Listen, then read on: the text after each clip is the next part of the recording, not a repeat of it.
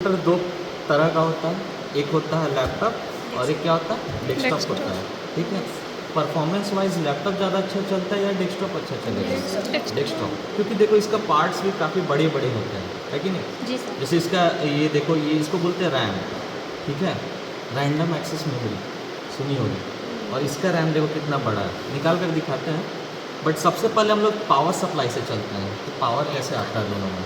ठीक है, इसका पावर जो है ना, ये देखो इस बैटरी के माध्यम से जाता है। ठीक है, और ये इसको बोलते हैं मदरबोर्ड। ये दिख रहा है, ये देखो इसका मदरबोर्ड काफ़ी छोटा है, लेकिन जो डेस्कटॉप का देखोगे ना मदरबोर्ड, ये देखो काफ़ी बड़ा है, इतना बड़ा पोर्शन पे है।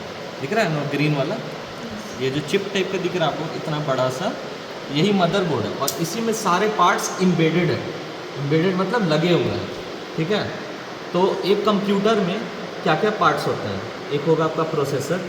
ठीक है, तो प्रोसेसर कहाँ लगा है? जो सोचता है, आपका दिमाग की तरह सोचता है। तो देखिए यहाँ पर लगा है इसका प्रोसेसर। ठीक है, यहाँ पे दिख रहा है, हाँ, यहाँ पर। और इसका प्रोसेसर कहाँ लगा हुआ? जस्ट इस फैन के नीचे है। ठीक है, और इसको बोलते हैं हीट सिंक। ये क्या करता है ना, जब प्रोसेसर गर्म होता है, जैसे आपका दिमाग गर्म हो जाता है, उसी तरह से प्रोसेसर भी गर्म होता है। ठीक है, तो प्रोसेसर को ठंडा नहीं रखेंगे तो कंप्यूटर तो जल जाएगा ना एक टाइम के बाद। तो इसको ठंडा करने के लिए ये देखो, ये हीट सिंक का इस्तेमाल करता है। तुम्हें पता है कि metal is a good conductor of heat, पता है ना ये बात? लोहा को जब गर्म करोगे एक एक छोर में, तो दूसरा छोर भी गर्म हो जाता है कि नहीं? तो यहाँ पे जब ये गर्म हुआ, तो ये देखो ये हीट ट्रांसफ़र किया ना इधर, और ये फ़ैन के माध्यम से, ये देखो फ़ैन चल रहा है, तो यहाँ से वो हीट डिसिपेट किया, मतलब यहाँ से हीट बाहर कर रहा है कि नहीं? देखो कि यहाँ पे वेंट्स लगा होगा, चलता रहेगा ना, तो देखना वहाँ पे हाथ डाल के। देखो यहाँ पर वेंट्स वेंट्स है, वेंट्स दिख रहा है, यहाँ पे वेंट्स दिख रहा है। हाँ। वेंट्स, वेंट मतलब कि जहाँ से हवा निकल सके। जैसे एक क्लासरूम है, तो वो देखो वो सब एग्जॉस्ट फैन जो लगा हुआ है, ये क्लासरूम का गर्म हवा को बाहर करने के लिए। गर्म हवा लाइटर होता है, तो वो आसानी से निकल जाता है। हाँ, इसी वेंट से निकलता है। अच्छा। तो जब ये सीपीयू चलती है, तो इसको पावर भी मदरबोर्ड से ही मिलता है। देखो ये जो फैन है ना छोटा सा, इसका देखो ये दो पावर कॉर्ड आया है, देखो ये 3 केबल, और ये कनेक्टर से जुड़ गया है। ठीक है, तो ये फ़ैन उससे चलता है। तो इसको जब मदरबोर्ड को पावर मिला, तो ऑटोमेटिकली ये भी चलना शुरू हो जाता है। ठीक है ना, और जितना ये गर्म होता है उसी बेसिस पे ये ठंडा करना शुरू करता है। समझ गए? तो ये प्रोसेसर यहाँ पर देखो, ये छोटा सा प्रोसेसर और इसमें बड़ा सा प्रोसेसर है। ठीक है, तो इसको ठंडा करने के लिए यहाँ पर है सीपीयू का।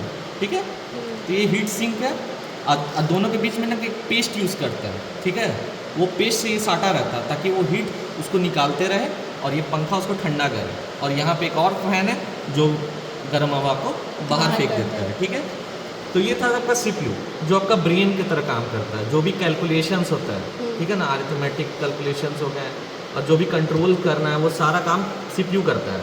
ठीक है, अब एक होता है रैम, रैंडम एक्सेस मेमोरी। ठीक है, जब कंप्यूटर स्टार्ट होता है और कंप्यूटर एंड होता है, उतना ही तक ये मेमोरी होल्ड करके रखता है। ठीक है, अब जैसे कि अब पहले दिखा देते हैं रैम कैसा होता है। देखो ये रैम को खोलने का तरीका होता है, जैसे इसको ऐसे क्लिप खोले और इसको ऐसे क्लिप खोले, ये अपने आप बाहर आ जाता है। ये हो गया आपका लैपटॉप का रैम।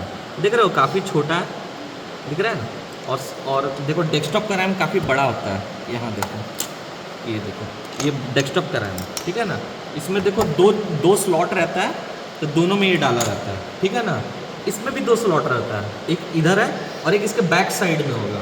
ठीक है, बहुत सारे मेमोरी में नहीं भी होता, मतलब बहुत सारे मदरबोर्ड में नहीं भी रहता है। तो ऐसा नहीं समझना है कि सिर्फ इसी में नहीं है, हो सकता है किसी किसी में रहता भी है। एक ही जगह पे दोनों भी रहेगा। ठीक है ना, तो इसको लगाने का क्या तरीका है, खोलने का तरीका तो सीख लिए। इसको ऐसे घुसाना है, ठीक है ना, लगाने का तरीका देखो, इसमें घुसा दिए और इसके बाद इसको हल्का सा प्रेस करोगे, देखो कट से आवाज़ करेगा, तो मतलब कि ये रैम इंस्टॉल हो गया। इसको रैम इंस्टॉलेशन बोलते हैं प्रोसेस। ठीक है ना, और डी इंस्टॉलेशन कैसे करेंगे? दोनों साइड को एक साथ पकड़ना है, क्लिप को और खींच देना है हल्का हल्का, ये अपने आप बाहर फेंक देगा, और फिर इसको निकाल लेना है। ठीक है, अब ये रैम को इंस्टॉल कैसे करेंगे सीपीयू वाले का? यहाँ पर देखो 2 क्लिप होगा दोनों साइड। ठीक है ना, ऐसे ऐसे करके।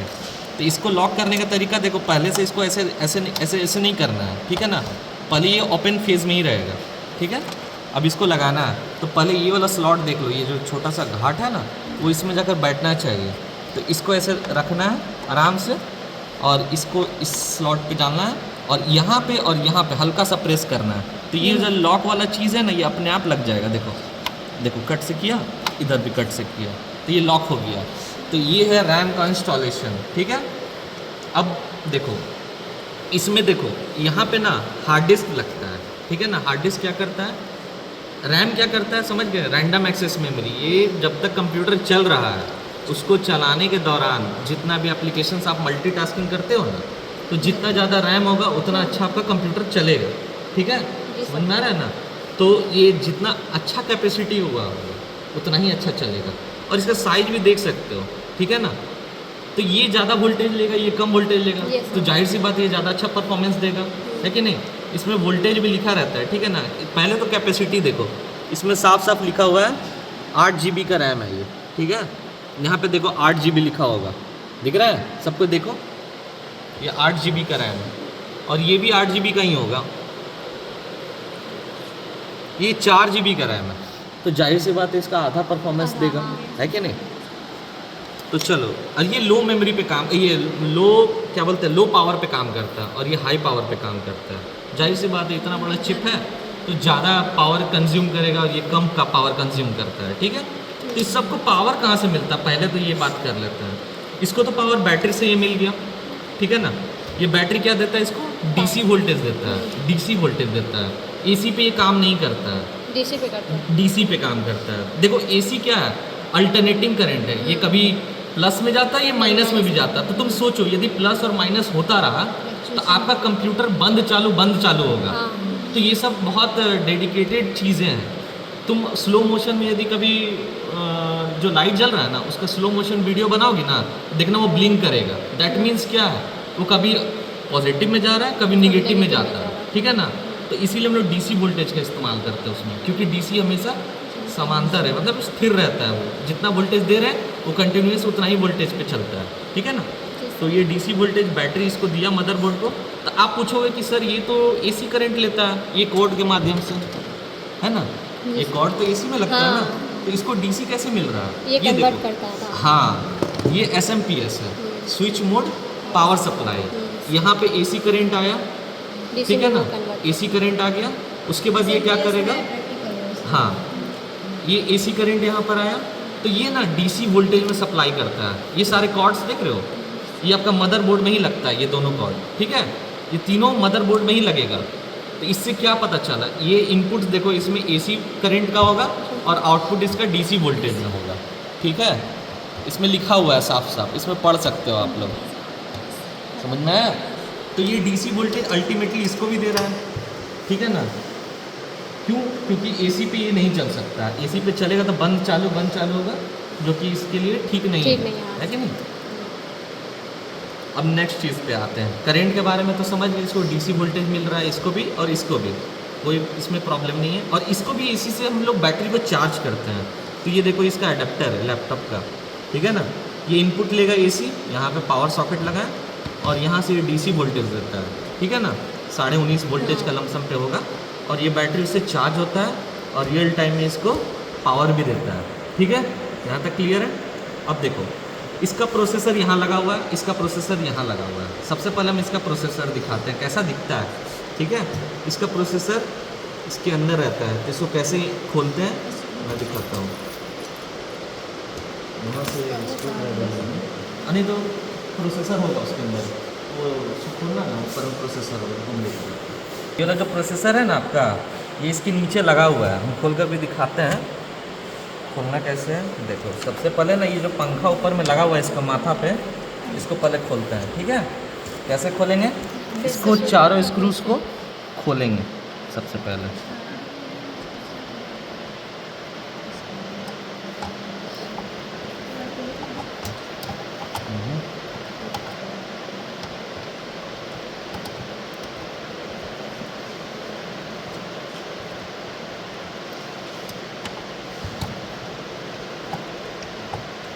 ये CPU फ़ैन ऊपर में लगा रहता है ना, कि ठंडा करना है CPU को, अदरवाइज़ वो गर्म हो के जल सकता है, इसलिए। इसमें देखना एक थर्मल पेस्ट भी लगा रहता है CPU के माथा पे, ठीक है। वो क्या करता है ना, वो हीट निकाल के इसका जो एल्युमिनियम वाला ये फॉइल दिया है ना, उस पर वो फैलाता है ताकि वो पंखा आराम से उसको ठंडा कर सके, ठीक है। और इसमें कैसा है, इसमें भी थर्मल पेस्ट लगा हुआ है और इस पे ऐसे इसके थ्रू हीट यहाँ पे आता है और ये फ़ैन इसको बाहर फेंक देता है, ठीक है।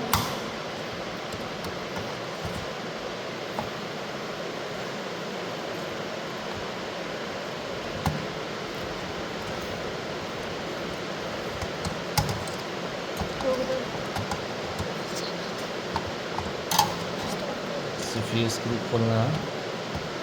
CPU फ़ैन का इसको बाहर कर दिए। अब दिख रही है थर्मल पेस्ट, ये देखो हमेशा लिक्विड स्टेट में होगा, दिख रहा है हाथ में लगा ना, ये थर्मल पेस्ट है।